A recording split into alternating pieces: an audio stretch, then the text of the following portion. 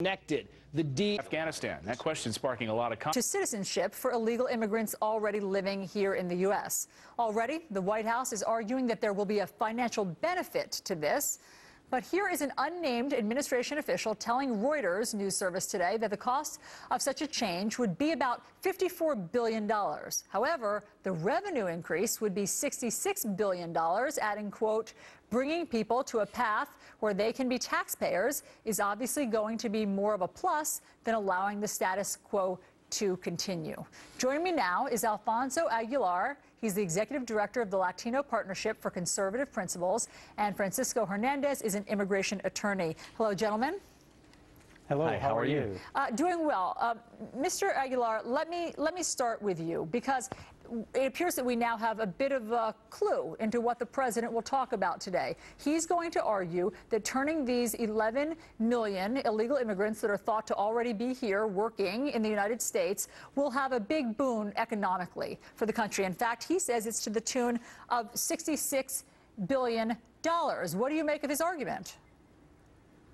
Well, look, he may have a point in that argument, but the reality is that, this speech is just the beginning of his presidential campaign effort towards Latinos.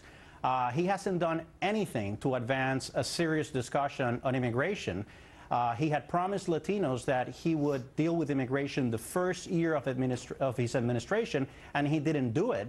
And now, at the 11th hour, he's going to tour the country talking about immigration. He's talking to everyone except the people he should be talking to, and that's Speaker Boehner and the minority leader in the Senate, Mitch McConnell, and also Harry Reid. We don't know what his plan is. And frankly, again, if you want to do something, you have to go to Congress like George Bush did in '07 and make your case and try to get the votes. But Mr. Aguilar, I just want to interrupt you for a second, because I'm confused by your argument. If you're saying, okay, it will bring in $66 billion, then why fight against it if it's good for the economy?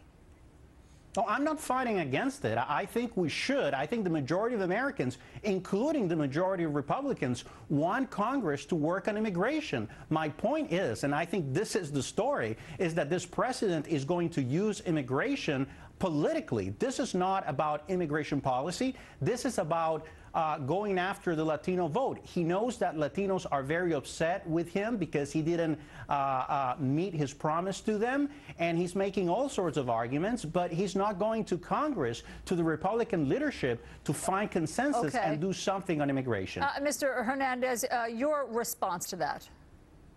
Well, God bless Mr. Aguilar. I happen to agree with him 100%. The question here is, where is Arizona? Where is all the folks that wanted the federal government to act, and that was why they passed laws like the one in Arizona? I mean, where are we? We're supposed to, now we're going to fault him for taking leadership or not taking leadership. Look, we've got to start the dialogue. Everybody on both sides agrees that something needs to be done, but nobody's willing to put their neck out.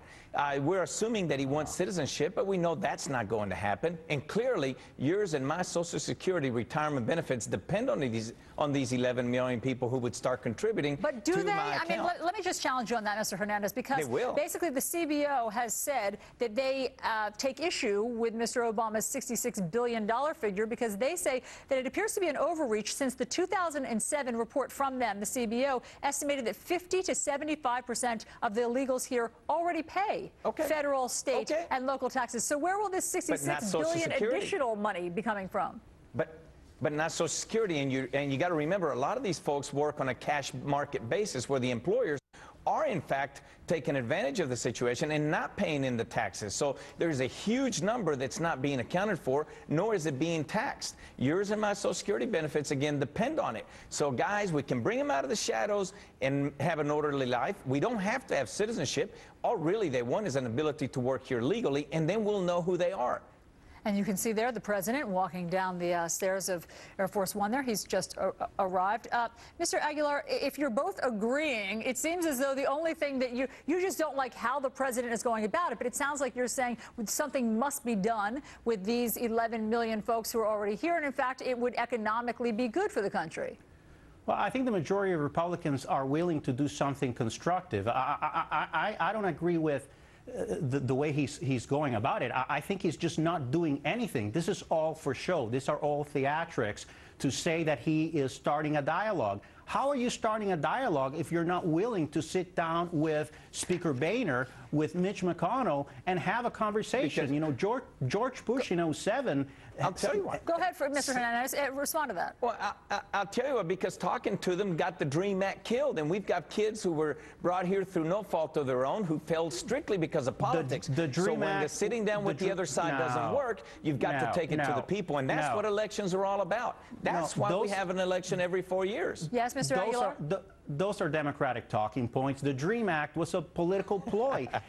You've had Republicans co-sponsor DREAM Act bills in the past. The fact of the matter is they pushed the DREAM Act during a lame duck session, and they didn't allow Republicans to offer amendments. So there wasn't a serious conversation about the DREAM Act. We need real leadership, and we're not having real leadership on immigration. All right, we shall see what the president says today. Alfonso Aguilar, Francisco Hernandez, thank you both for coming in.